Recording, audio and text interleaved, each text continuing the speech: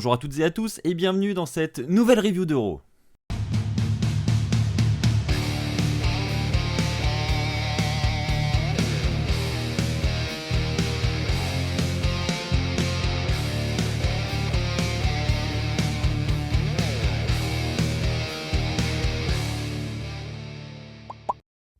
J'espère que vous allez tous très bien, on se retrouve pour la review du Euro du 20 janvier 2020. Comme vous pouvez le remarquer, cette review ne sera pas en vidéo, je ne serai pas en facecam pour cette édition. Tout simplement parce que je suis en manque de temps ce matin, clairement, j'ai mes valises à préparer, je dois partir tôt, j'ai encore une journée de travail aujourd'hui, je pars au travail là dans quelques minutes. Donc autant vous dire que j'ai clairement pas le temps de réaliser le même montage que d'habitude. D'habitude je me lève très tôt pour pouvoir vous réaliser cette vidéo en facecam. Là ça ne va pas être possible aujourd'hui donc je m'en excuse. Mais je me suis dit que c'était exceptionnel et que j'allais quand même réaliser la review d'Euro. Surtout qu'il n'y a pas eu de review de SmackDown ce week-end. Donc il fallait rattraper ça et donc on va la faire seulement avec des photos. Mais c'est pas grave, c'est mieux que rien je trouve. Je le rappelle pour ceux qui ne seraient pas au courant, nous décollons avec Aurélien dès demain matin pour le Royal Rumble. Nous partons à destination de Dallas, donc nous allons faire le SmackDown de vendredi sur place. Nous allons ensuite faire World Collide du côté de la NXT et puis nous allons évidemment faire le Rumble ce dimanche. Et Raw également le lundi à San Antonio. Donc voilà, nous allons faire 3 villes différentes, nous allons faire tous les shows du week-end du Royal Rumble. Tous les shows on les fera en ringside, donc autant vous dire qu'on vous partagera le maximum de photos. On essaiera également d'aller à la rencontre des superstars. Tout ça, ça se passera sur nos réseaux sociaux qui s'affichent sur votre écran. Allez, ceci étant dit, c'est parti, on va commencer avec cette review d'Euro et par le premier point de la soirée qui va concerner le titre des États-Unis. Vous le saviez, nous avions un match pour le titre des États-Unis qui était organisé, il était annoncé à l'avance. C'était Andrade, notre champion des États-Unis, qui devait affronter Rey Mysterio dans un match de l'échelle. Rey Mysterio n'avait toujours pas obtenu son rematch depuis le Madison Square Garden, lieu où il avait perdu ce titre des États-Unis. Et donc là, c'était la soirée de la revanche dans un petit match de l'échelle en plus. Autant vous dire que déjà, ramener des petites stipulations comme ça dans des shows hebdo, ça fait déjà très plaisir. Donc c'est déjà un point hyper positif pour le show de ce soir, un ladder match, ça c'est vraiment cool. En plus le match était clairement bon, on a eu des bons spots, on a eu une échelle qui a failli être brisée, bon, on peut dire qu'elle l'a été même. Avec un bon powerbomb. Ensuite on a eu plein de bons spots en fait. Évidemment la fin elle était un petit peu controversée et je pense qu'on pouvait tous s'y attendre hein, et c'est peut-être un petit peu la déception de ce combat.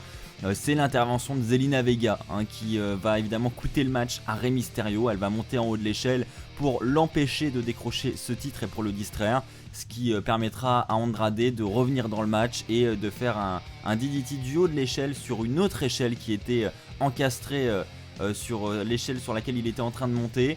Et donc Rey Mysterio va ensuite être KO, ce qui va permettre à Andrade de monter en haut de cette échelle et de retirer ce titre des États-Unis pour conserver sa ceinture.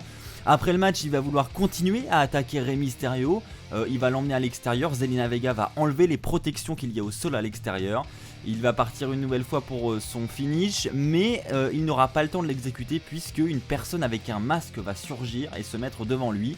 Et lorsque la personne va retirer ce masque, on va s'apercevoir que c'est Humberto qui se cache derrière ce masque. Donc Humberto vient à la rescousse de Rey Mysterio et on nous tease visiblement une future rivalité entre Andrade et Humberto pour le titre des États-Unis. Décidément Humberto, lui, son avenir a clairement l'air d'être tourné vers ce titre des États-Unis. C'est la je ne sais pas combienième opportunité qu'il a pour ce titre. Visiblement, il devrait avoir cette opportunité pour le Royal Rumble. Rien n'est officialisé. On ne sait pas non plus si Rey Mysterio sera désormais totalement écarté de cette rivalité. Mais il a l'air d'être tout de même, de mon point de vue en tout cas, encore impliqué hein, parce que bon il a perdu via une controverse, enfin c'était pas clean cette fin de match, donc logiquement il pourrait lui aussi prétendre à une nouvelle opportunité, mais il y a cette intervention de Humberto, donc je ne sais pas ce que ça va donner. Je pense qu'il faudra être patient pour voir comment cela va se dessiner. Mais en tout cas je trouve que du côté du titre des États-Unis on est quand même clairement gâté, on a des bons spots, des bons scénarios qui sont mis en place, donc ça promet. Et contrairement au titre intercontinental du côté de SmackDown, au moins il se passe des choses et de très bonnes choses du côté de ce titre des États-Unis. Et autre point par contre qui est plus négatif, c'est la position du match. Voilà, bon on a commencé la soirée avec, c'est pas trop mal, mais honnêtement j'aurais aimé que ce match soit le main event, il avait clairement sa place dans le main event. Du moins il avait beaucoup plus sa place dans le main event que le tag team mixte que nous avons eu. Ça j'en reparlerai juste après. Le second point de la soirée que je vais aborder, c'est l'apparition de Brock Lesnar avec Paul Heyman. Bon, c'est un peu répétitif, on va pas se mentir, on a Paul Heyman donc qui débarque avec Lesnar, il va prendre le micro et puis il va nous dire que tout simplement Lesnar va entrer en premier, puis le deuxième va arriver, le troisième, le quatrième, le cinquième, jusqu'au 30e participant, et Lesnar en gros va remporter le match, c'est un spoiler. Et pourquoi il va le remporter? Tout simplement parce que le vainqueur de ce match choisit le champion de son choix pour WrestleMania, et Heyman va nous dire que personne ne mérite d'avoir ce choix, et donc Lesnar pour ce faire va remporter cette édition du Royal Rumble. Il va dire ensuite à la foule que personne n'ose défier Brock Lesnar, ou alors si quelqu'un ose, il faut le nommer. Et là on a la musique de Ricochet qui va retentir dans l'arène, Ricochet qui va oser défier Brock Lesnar, qui va même le défier dans un match 1 contre 1 ce soir à Raw. Et Brock Lesnar va rigoler à la face de Ricochet, Ricochet sera lui aussi dans le ring. Ricochet va dire que la peur n'est pas dans son vocabulaire, parce que la peur il l'a au quotidien avec tous les sauts, tous les risques qu'il prend dans le ring. Il dit que tout peut s'arrêter d'un seul coup, donc il n'a pas à avoir peur, parce que sinon clairement il ne ferait plus rien s'il avait peur, donc c'est clairement ce qu'il va nous expliquer. Et donc Lesnar va rigoler, Lesnar va partir, va faire semblant de partir, ensuite il va revenir. Parce que Ricochet va lui dire t'as peur ou quoi mec, pourquoi tu te casses? Donc Lesnar va revenir sur le ring, va lui donner un coup dans les parties intimes, et clairement Ricochet là va être en souffrance totale au milieu du ring, on va pas se mentir. Ensuite Lesnar va reprendre le micro et va lui dire non, j'ai pas peur, comme tu peux le voir, j'ai pas peur, et Lesnar va partir avec le sourire évidemment, avec Heyman en direction des backstage.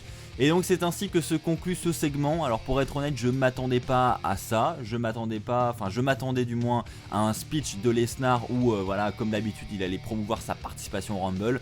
Maintenant je m'attendais plus ou moins à une intervention, mais en tout cas certainement pas à celle de Ricochet, donc là c'était clairement une surprise. Est-ce que Ricochet et Lesnar vont se retrouver dans le Rumble ce dimanche? Honnêtement je pense qu'il y a moyen. Je pense qu'on nous tease en fait des futurs petits affrontements comme ça qui risquent d'être expéditifs. Je pense que Ricochet va lui aussi entrer dans les premiers et va se faire jarter assez rapidement par Lesnar pour que Lesnar s'impose comme la forte domination de ce Rumble, et qu'on ait peur en fait, qu'on ait peur dès le Rumble, qu'on se dise mais c'est pas possible, à ce rythme là Lesnar va remporter le Rumble. Mais en réalité il ne le remportera pas, ils vont juste essayer de nous faire peur dès le début du match. Enfin du moins je pense que c'est le booking qu'ils vont adopter. Je voudrais maintenant faire un point sur la rivalité entre Becky Lynch et Asuka, parce que je voudrais quand même parler un petit peu des femmes dans cette édition d'Euro, parce que j'en ai pas parlé en plus je crois déjà la semaine dernière. Et pourquoi j'en parle pas? Parce que honnêtement il se passe pas énormément de choses. Vous retirez la rivalité entre Asuka et Becky Lynch côté féminin et il n'y a vraiment rien. Du côté du Rumble match féminin, on n'a pas plus de hype que ça, il n'y a pas eu énormément de segments. D'habitude on a des superstars qui viennent promouvoir leur participation, etc. Là, à part Charlotte, on a eu Sarah Logan aussi, mais c'est très très plat. On a eu un petit segment de Charlotte en backstage durant l'édition de cette nuit, mais c'est tout. Donc là c'est la petite déception quand même, c'est que côté Rumble féminin on n'a pas eu autant de promotion que ce que j'attendais. Alors le Rumble masculin on en parle évidemment avec Lesnar qui sera dedans, on entend parler que de ça. Mais voilà, côté féminin c'est un peu décevant. Mais on a quand même cette rivalité entre Becky Lynch et Asuka. Honnêtement elle promet un bon match pour le Rumble, on va pas se mentir, ça va être relativement bon je pense. Il se passe des choses en plus, la semaine dernière Becky Lynch a été aspergée par ce liquide vert de Asuka qui l'a carrément aveuglée. Et donc Becky Lynch est revenue sur ce segment cette semaine dans le ring au micro. Donc elle a dit que contrairement à ce que pense Asuka, ce liquide ne l'a pas aveuglée, au contraire ça lui a permis de voir plus clair. Et elle dit que peut-être que Asuka a gagné le match de l'année dernière au Rumble, mais qui est resté debout les bras en l'air pour la victoire à la fin du pay-per-view? Eh bien c'est bel et bien Becky Lynch, donc elle se vante de ça. Et elle dit que elle, à la suite de cette victoire, elle a fait le tour du monde en tant que championne et en tant que favorite de la foule, tandis que Asuka, elle, faisait des soupes sur YouTube. Donc clairement elle se moque de Asuka. Donc évidemment ensuite Asuka va arriver accompagnée de Kairi Sane, puisque nous avons un combat entre Becky Lynch et Kairi Sane d'organiser. C'est Becky Lynch qui va remporter ce combat après avoir réalisé son finisher sur Kairi Sane. Kairi Sane va taper, va abandonner et juste après le match évidemment on a Asuka qui va intervenir pour aider Kairi Sane et qui va directement appliquer son Asuka Lock sur Becky Lynch et donc on a visiblement Asuka qui prend encore l'avantage avant le Rumble. Asuka qui prend d'ailleurs le dernier avantage avant le Rumble puisque c'était le dernier show. Donc une bonne chose honnêtement, on nous tease bien la rivalité, on nous tease bien le match, on a envie de le voir, on se demande si Becky va gagner, je pense qu'au final oui Becky va gagner et va s'en sortir. Mais voilà, je pense qu'il y aura beaucoup de suspense durant le combat et c'est une très bonne chose, c'est un bon point côté féminin. Au moins on a une rivalité qui change, une rivalité qui tient la route je trouve. Donc point positif encore une fois pour le show de ce soir. Allez, maintenant passons au flop de la soirée.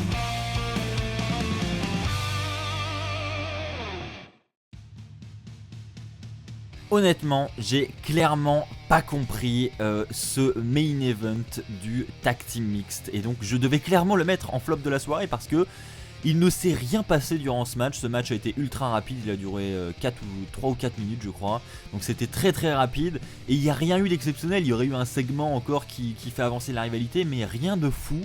Donc clairement je comprends pas la place de ce match dans la carte. Comme je l'ai dit en intro, le match pour le titre des États-Unis aurait clairement mérité cette place et là on nous met cette daube honnêtement, je vais être cru mais c'est clairement le cas, j'ai clairement pas aimé. Donc c'était Bobby Lashley et Lana contre Rusev et Liv Morgan, victoire de Bobby Lashley et Lana sur un spear de Lashley sur Rusev. Donc c'est voilà une fin expéditive, il n'y a pas eu d'après-match, on a eu une célébration de Lashley et Lana pour terminer le show et après les commentateurs nous ont teasé un petit peu le week-end du Rumble. Voilà, rien de fou, loin de là, donc j'ai vraiment pas compris cette place dans la carte. J'ai rien de plus à dire si ce n'est que c'était ultra décevant. Ceci étant dit, passons au top de la soirée.